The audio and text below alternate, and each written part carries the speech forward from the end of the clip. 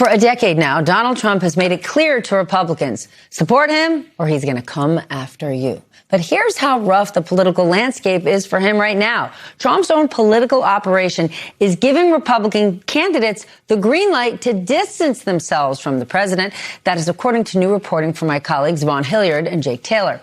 It comes as there is new panic about the party in the midterms. Data from one GOP political group shows about 1 in 5 reliable Republican-based voters are at risk either of staying home or of actually voting for a Democrat. We're talking about people who would generally vote and vote Republican in a midterm election, which is why Republican operatives are calling that number scary. Joining me now, MS Now senior White House correspondent Vaughn Hilliard and Shane Goldmacher, national political correspondent for the New York Times. Susan is still with us. Shane, before we get into the midterms in general, you broke a big story, a different one, about Ken Martin's leadership at the DNC, especially the money lack thereof. Republicans have a huge amount of money on their side, and Democrats are actually in debt. Explain. Yeah, I mean, there are so many things going right for the Democratic Party this year, and money, and in particular money at the Democratic National Committee, is one of the things that is going wrong. But that's a big wrong. It's a big wrong. So the Democratic National Committee, which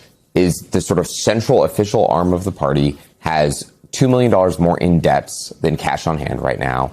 And in the most recent reports, the Republican National Committee had $128.5 million in it. So you're talking about a $130 million gap just between those two party arms. And let's be clear, the president could send one market-moving social media post in the next 15, and God only knows how many more donations he can get on his side, given all that's happened in terms of self-dealing and grift. I mean, the RNC is one thing. Trump has a super PAC as well that has major donations with another $400 million the Democrats don't have a counter for. So between those two accounts alone, you're talking about a $500 million gap. And so, yes, the polling looks good for the Democrats. The enthusiasm gap that you just referenced looks good for the Democrats. But this is a real concern.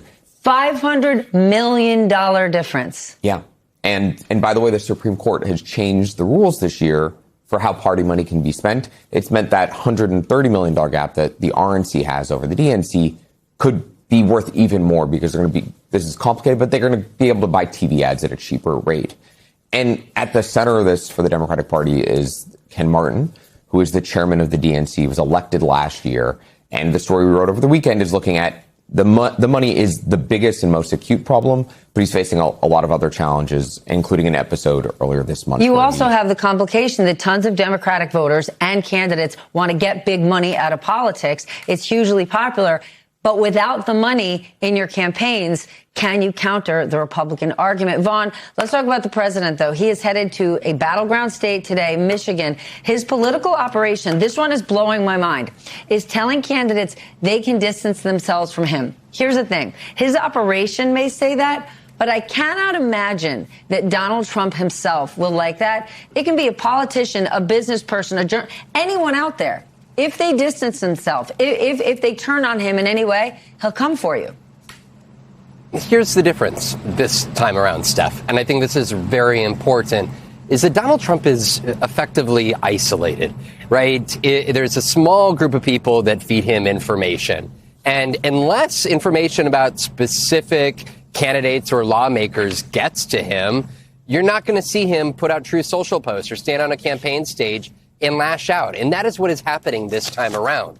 Associates of Donald Trump, those operatives that are running essentially his operation and that of the large national GOP groups that are trying to help Senate and House lawmakers hold on to the majority this November, are acknowledging that Donald Trump is going to say whatever he's going to say. He's going to talk about his ballroom. He's going to talk about blowing up Iran. He's going to talk about that this is the golden age of the American economy. But as one person told me, it's been made pretty damn implicit to the Republican candidates that they don't have to take that same sort of messaging out on the road on the economy and the Iran war, because voters just know that it's not the reality that they're living. And Republicans up and down the ballot know that here as well. And that is what is so striking, is that there is that tacit acknowledgement to these candidates that, you know, don't necessarily go out there and rail against Donald Trump, but you can also focus on things you want to focus on. And I was told by one person that was familiar with a prominent Senate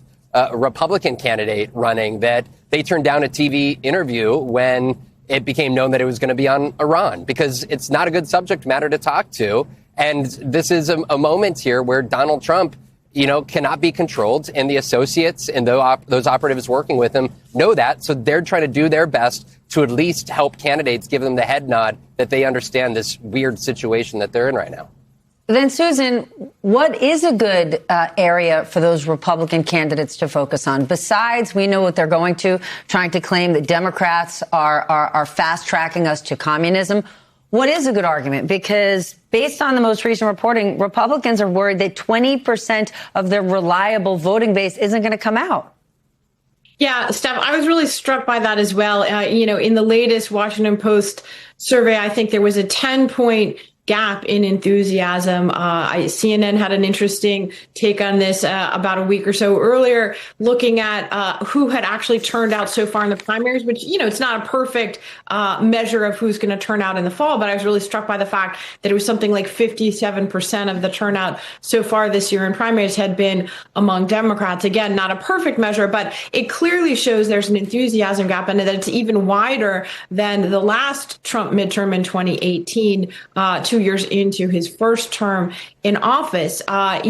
So Democrats have the numbers right, although I think Shane's reporting is really important here on the money piece of it. That gap is enormous when it comes to what you can do with late spending in a campaign. And this comes back to the question of what, if anything, are Republicans running on? I'm seeing them run the same old playbook because they are scared to deviate too much from Donald Trump. Again and again and again, we look for this moment when there's going to be some kind of a Republican break from Donald Trump. And quite frankly, it just hasn't happened. I listen to reports like that, and it seems to me that you have a bunch of Republican strategists who are still so scared of poking the bear on their own side. They're sort of gently signaling to their own candidates like, oh, it's okay to talk about the economy. Of course it's okay to talk about the economy, because that's the most important issue for American voters in every election. But right now, I don't see what Republicans can do except scare people with the boogeyman of communists, as you said, Steph.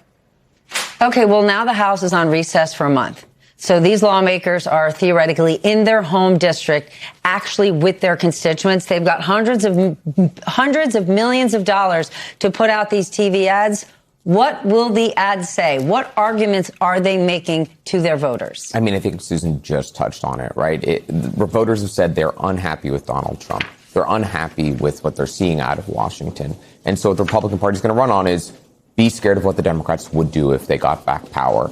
That would start with saying it's going to be gridlock, and voters don't like gridlock, and it would be continue with immigration and all these other issues where they're going to say immigration, which is no longer a winning issue for Donald Trump. The economy, which is no longer a winning issue for Donald Trump. Education, we no longer even have a federal funded Department of Education. And last I checked, healthcare costs a whole lot more, and we're at war. I mean, this is the challenge. If you are the party in power and you have a president with record low approval ratings, you can't talk about the president, right? That's not a winning message. You're going to try to talk about the other side. This is typically what the parties in power do in a midterms. Sure. And this is what they're going to try to do, right? And there's not a sign that it's going to work, but they certainly have enough financial resources to push this out. And it's going to be a fascinating 99 days for sure. They sure do. Well, you'll have to come back soon and tell us about them.